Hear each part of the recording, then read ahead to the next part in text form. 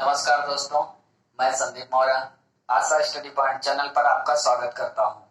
दोस्तों, आज का वीडियो हमारा भारत भूगोल में भारत में वायु परिवहन। पिछले वीडियो तक हमने पढ़ लिया है सड़क परिवहन यानी नेशनल हाईवे, उसके बाद हमने पढ़ा रेलवे व्यवस्था भारत की। आज हम पढ़ेंगे हवाई जहाजों की यानी कि वायु परिवहन की व्यवस्था। वायु परिवहन का इतिहास यानी भारत में उड़ने की व्यवस्था कब से शुरू हुई, जहाज हेलीकॉप्टर की व्यवस्था कब से शुरू हुई, यानी हमने धरती छोड़ के उड़ना कब से सीख लिया। तो चलिए वहां से आज देखते हैं इतिहास काल से आज तक। तो जहाजों से लेकर अब जैसे रामायण काल में पुष्पक विमान से लेकर वो सफर आज जहाजों पर आ गया है, फ्लाइट्स आ गया है, एसी-डीसी लगा के वीआईपी सारे सिस्टम से। हवाई जहाज बहुत सुखद, आरामदायक और एक ऐसो आराम का यात्रा संसाधन है। थोड़ा महंगा है, लेकिन ज्यादा कमाते हैं तो फिर सस्ता है, वो तो आपके ऊपर है। तो चलिए आज देखते हैं हम कि भारत ने ऐसी व्यवस्था कब से शुरू किया और समय समय पर क्या हालत होती गई और सुधार पर सुधार, क्योंकि मानव का नेचर है बदलाव करना, आसान बनाना। विज्ञान नाम की चीज हमारे पास है जिससे हम जिंदगी को आसान बनाते चल रहे हैं। चलिए शुरू करते हैं, अपने टॉपिक पर आते हैं। भारतीय वायु परिवहन की बात करें तो भारत में पहले जहाज व्यवस्था यानी फ्लाइट या वायु की व्यवस्था किसी संसाधन को लेकर आने जाने के लिए हवाई मार्ग से शुरुआत की बात करें तो पहले 1911 में इलाहाबाद से नैनी तक चलाई गई। यह एक विमान डाक सेवा थी। इसका मतलब जहाज से डाक पार्सल की व्यवस्था हुई, चीजों की, मानव के लिए नहीं। नागरिक जहाज नहीं थी, यात्री जहाज नहीं थी। तो पहली फ्लाइट की बात करें यानी कि उड़ने की बात करें तो विमान व्यवस्था भारत में 1911 में इलाहाबाद से नैनी के बीच चलाई गई। आगे देखते हैं, फिर 1912 में अंतरराष्ट्रीय एक देश से दूसरे देश तक बढ़ाई गई। ये तो हो गई घरेलू, इलाहाबाद से नैनी अपने ही एक ही जिले के अंदर अंदर का क्षेत्र हो गया। बाहर की बात करें अंतरराष्ट्रीय फ्लाइट की तो अंतरराष्ट्रीय विमान व्यवस्था 1912 में कराची से मद्रास चलाई गई। कराची से मद्रास चलाई गई अंतरराष्ट्रीय व्यवस्था, जो कि पहली है। दोनों इंपॉर्टेंट क्वेश्चन। भारत में ये हो गई घरेलू, अंतरराष्ट्रीय कराची से मद्रास। नेक्स्ट देखते हैं अब क्या हुआ। इनके कार्य सुधार और इनका देखरेख व्यवस्था के लिए विकास प्राधिकरण यानी कि डिपार्टमेंट की व्यवस्था की जाती है समय समय पर हर चीज के लिए। तो विमान के लिए भी नगर विमान प्राधिकरण की स्थापना की गई। कब? 1927 में। भारत में नगर विमान प्राधिकरण की स्थापना 1927 में की गई। अब देखिए, इसकी डिटेल में बहुत जाने का कोई मतलब नहीं है। वन लाइनर क्वेश्चन आपसे पूछे जाते हैं, आपको 4 ऑप्शन दिए जाते हैं। तो आपकी परीक्षा की दृष्टि से हम सब कुछ पढ़ते हुए इस बात का हमेशा ध्यान रखेंगे कि इसमें से पढ़ी हुई बताई हुई कितनी चीजें परीक्षा की दृष्टि से लाभकारी हैं। और हमारा मकसद होगा कि 100% चीजें हम परीक्षा के लायक ही बताएं। बेवजह की बहुत कुछ पढ़ने से कोई मतलब नहीं, किताबों में सब कुछ लिखा है। तो इसलिए हमारा उद्देश्य है आपको वो चीज बताना जिसे एक शब्द कहा जाता है स्मार्ट स्टडी, यानी कि स्मार्ट। तो उसके तहत कम समय में ज्यादा से ज्यादा चीजों पर ध्यान देंगे और सब कुछ इंपॉर्टेंट, वो जैसे मलाई मार के वो वाली व्यवस्था होगी। चलिए, तो एक लाइनर क्वेश्चन में, वन लाइनर में ये सब पूछे जाते हैं। आगे बात करते हैं समय के हिसाब से। फिर भारत में वायु परिवहन का राष्ट्रीयकरण किया गया। कब? 1953। आपको मालूम है आजादी से पहले का समय है ब्रिटिश सत्ता, आजादी के बाद का समय है यानी कि राष्ट्र ने यानी हमने अपनाया। कब से? 1950 जब गणतंत्र हो गए हम, तब से चीजों का राष्ट्रीयकरण शुरू किया तो हमारा हुआ, यानी कि देश में संविधान के बाद से चीजों को राष्ट्रीयकृत किया गया।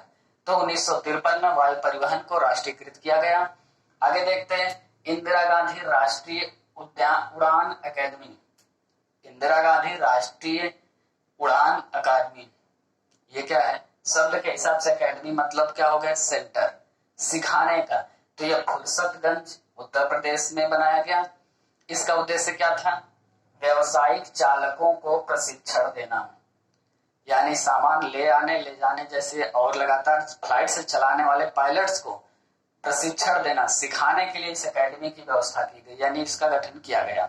इसकी स्थापना की गई नाम इंदिरा गांधी राष्ट्रीय उड़ान अकेडमी, उत्तर प्रदेश फुरसतगंज में। चलिए आगे देखते हैं। 1981 में घरेलू उड़ानों के लिए क्या किया गया, समय के हिसाब से जैसी जरूरतें बढ़ी वैसे परिवर्तन किए गए। तो 1981 में घरेलू उड़ानों के लिए देवदूत नामक एक निगम की स्थापना की गई। यह एक और निगम बनाया गया देवदूत, जो घरेलू उड़ान, इसका मतलब कि देश के अंदर ही, एक राज्य से दूसरे राज्य, जिले से दूसरे जिले, लेकिन भारत के अंदर ही, भारत की फ्लाइट भारत में ही, घरेलू उड़ानों उनकी देखरेख व्यवस्था के लिए देवदूत निगम की स्थापना की गई।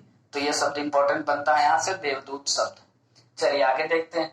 अब हमने जब जहाजों की बात देखी तो हेलीकॉप्टर कैसे छूट जाए, उड़न खटोला, तो चलिए उसे भी देख लेते हैं। आपके पास बहुत पैसे हो तो आप अपने लिए खरीद सकते हैं हेलीकॉप्टर, जब मन करे उड़ाइए, वो आपकी मर्जी हो जाएगी। लेकिन फ्लाइट्स पर्सनल लेकर उड़ना वो सब केवल सऊदी अरब के शेख लोग कर सकते हैं, क्योंकि वो तेल बेचते हैं और लोगों का कमाते कमाते तेल निकल जाता है। चलिए तो जहाजों की बात, हेलीकॉप्टर की बात करते हैं हम, तो पवन हंस हेलीकॉप्टर लिमिटेड, यह हेलीकॉप्टर की कंपनी है। इसकी स्थापना 1985 में की गई।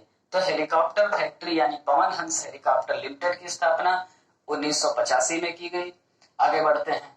भारतीय विमानपत्तन प्राधिकरण, विमानपत्तन मतलब जहाज, पोर्ट, पत्तन मतलब पोर्ट यानी एयरपोर्ट, जहाजों का जगह, हैंगर। चलिए तो हुआ क्या, भारतीय विमानपत्तन प्राधिकरण का गठन किया गया 1995। यहां तक आपने देखा फ्लाइट्स के, जहाजों की व्यवस्था, अब जहाजों के लिए अड्डे की व्यवस्था यानी एयरपोर्ट। तो भारतीय विमानपत्तन प्राधिकरण का गठन 1995 में किया गया। नेक्स्ट आता है गगन सेवा। गगन सेवा क्या है, विमान व्यवस्था में सुधार के लिए, विमान व्यवस्था में सुधार के लिए गगन सेवा शब्द का यानी इसकी योजना का आरंभ किया गया गगन सेवा नाम से। चलिए आगे देखते हैं। कभी आपसे पूछे गगन सेवा व्यवस्था क्या है या कैसी सर्विस है, तो इसका मतलब क्या है, विमान व्यवस्था में सुधार के लिए। निजी क्षेत्र का पहला हवाई अड्डा, इसका मतलब प्राइवेट।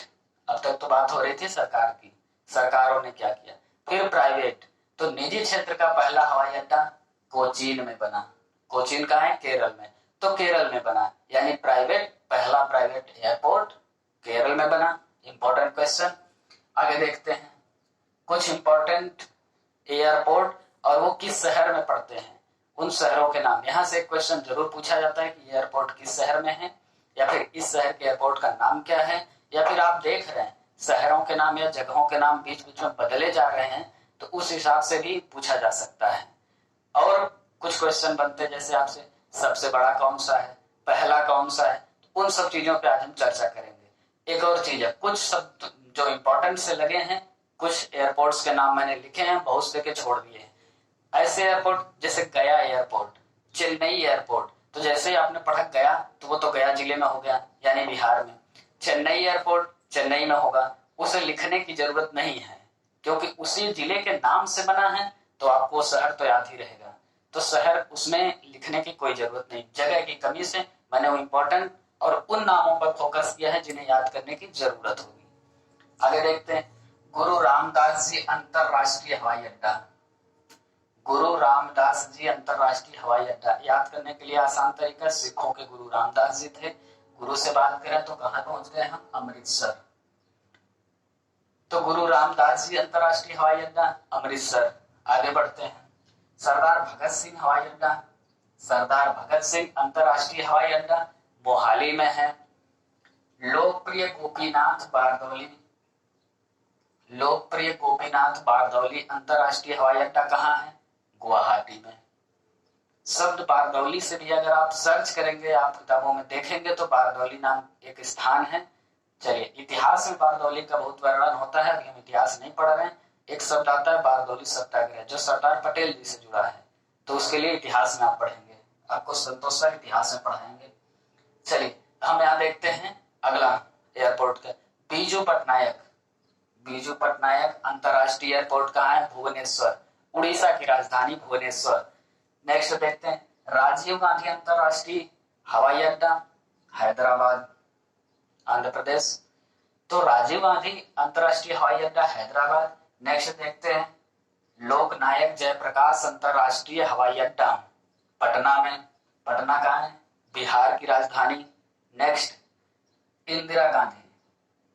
इंदिरा गांधी अंतरराष्ट्रीय हवाई अड्डा नई दिल्ली में है, जो भारत का सबसे बड़ा या व्यस्ततम, आप इसे बिजी कह सकते हैं, व्यस्ततम या बड़ा अंतरराष्ट्रीय हवाई अड्डा है वो इंदिरा गांधी अंतरराष्ट्रीय हवाई अड्डा है। यहाँ से दो क्वेश्चन बनते हैं, क्षेत्र के बारे में बात कर लें। अब बड़ा का मतलब ये हो गया कि ज्यादा जहाजों का आना जाना, यानी कि बिजी शेड्यूल। तो सबसे बिजी में या फिर बड़े में, दोनों क्वेश्चन का आंसर इंदिरा गांधी अंतरराष्ट्रीय हवाई अड्डा है। कहाँ? नई दिल्ली में। नेक्स्ट देख लेते हैं वीर सावरकर हवाई अड्डा पोर्ट ब्लेयर में है। पोर्ट ब्लेयर कहाँ है? अंडमान निकोबार की राजधानी है। चलिए, वीर सावरकर से आप याद कर सकते हैं, आप इतिहास पढ़ेंगे वीडी सावरकर का, तो उन्हें लास्ट में काले पानी की सजा दे दी गई थी। किनके? अंग्रेजी सत्ता के द्वारा।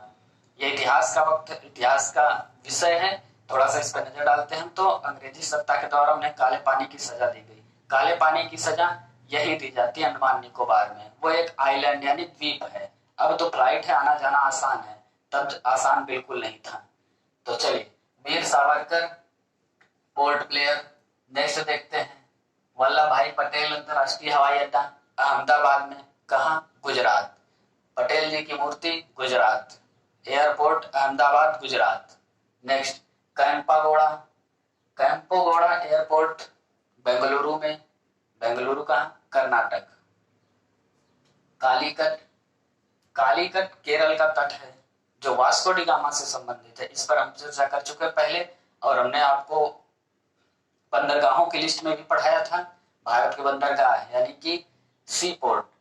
तो कालीकट कोझिकोड जिले में है, दोनों वहीं के क्षेत्र हैं, केरल में पड़ते हैं। तिरुवनंतपुरम केरल की राजधानी है। तो तिरुवनंतपुरम, त्रिवेंद्रम, बात एक ही है, दोनों पुराने नाम नए नाम। एयरपोर्ट वही है केरल में। राजा भोज अंतरराष्ट्रीय हवाई अड्डा भोपाल में है, तो इसे याद करिए, राजा भोज भोपाल में। देवी अहिल्याबाई होलकर अंतरराष्ट्रीय हवाई अड्डा इंदौर कहाँ है? मध्य प्रदेश। भोपाल कहाँ है? मध्य प्रदेश। छत्रपति शिवाजी अंतरराष्ट्रीय हवाई अड्डा मुंबई, सीएसटी, जो आप बहुत अच्छे जानते हैं, सीएसटी वही है, Chhatrapati Shivaji terminal railway station, और बगल में छत्रपति शिवाजी अंतरराष्ट्रीय हवाई अड्डा, दोनों कहाँ है? मुंबई। आगे देखते हैं जरूकी अंतरराष्ट्रीय हवाई अड्डा शिलांग है, शिलांग। अब शब्द आ गया शिलांग जिले यानी शहर का। तो शिलांग जिला भारत के किस राज्य में है? यह पहला क्वेश्चन है। और क्या यह किसी राज्य की राजधानी है? अगर राजधानी है तो राज्य का नाम बताइए। यह क्वेश्चन आपके लिए होगा, कमेंट में होगा। एक क्लू दे दे हम आपको, तो पूर्वोत्तर भारत का क्षेत्र है, यानी पूर्वी भारत का क्षेत्र है शिलांग। चलिए आगे देखते हैं सिविल एरोड्रम अंतरराष्ट्रीय हवाई अड्डा कोयम्बटूर में है। लाल बहादुर शास्त्री अंतरराष्ट्रीय हवाई अड्डा बनारस में है। नेक्स्ट देखते हैं चौधरी चरण सिंह अंतरराष्ट्रीय हवाई अड्डा लखनऊ में है। नेताजी सुभाष चंद्र बोस अंतरराष्ट्रीय हवाई अड्डा कोलकाता में। लाल बहादुर शास्त्री, चौधरी चरण सिंह, नेताजी सुभाष चंद्र बोस, तीन इंपॉर्टेंट व्यक्ति हैं इतिहास के, इसलिए इनके नाम और इन जगहों के नाम जरूर याद करें। दो उत्तर प्रदेश होने से ज्यादा इंपॉर्टेंट होते हैं, क्योंकि हमारे उत्तर प्रदेश में है, तो उसे तो ज्यादा ध्यान देना होगा आपको। नेक्स्ट देख लेते हैं, कुछ क्वेश्चन बनते हैं, जैसे पहला नागरिक अंतरराष्ट्रीय हवाई अड्डा यानी यात्रियों को लेकर उड़ने वाला, तो जुहू मुंबई में 1927 में स्टार्ट किया गया। 1927 में जुहू, इसे वर्ले पार्ले हवाई क्लब नाम से 1927 में स्टार्ट किया गया था। बाद में नाम बदलकर जुहू अंतरराष्ट्रीय हवाई अड्डा यानी कि जुहू हवाई अड्डा रख दिया गया। तो ये हो गया पहला नागरिक अंतरराष्ट्रीय हवाई अड्डा। आगे बात करें, पहला घरेलू उड़ानों के लिए 1919 में इलाहाबाद में शुरू किया गया। तो अगर पहले एयरपोर्ट की बात करेंगे तो पहले ऑप्शन आप इलाहाबाद देखेंगे। अगर इलाहाबाद नहीं है यानी प्रयागराज नहीं है, तब आपका आंसर मुंबई यानी जुहू होगा। तो पहला एयरपोर्ट इलाहाबाद 1919 में। लंदन तक ट्रेन जहाजें फ्लाइट्स जाने के बाद इसे बाद में अंतरराष्ट्रीय हवाई अड्डा साबित किया यानी घोषित कर दिया गया। तो अभी के लिए अंतरराष्ट्रीय हवाई अड्डा भी हो चुका है इलाहाबाद। तो पहला अंतर्राष्ट्रीय पहला हवाई अड्डा इलाहाबाद।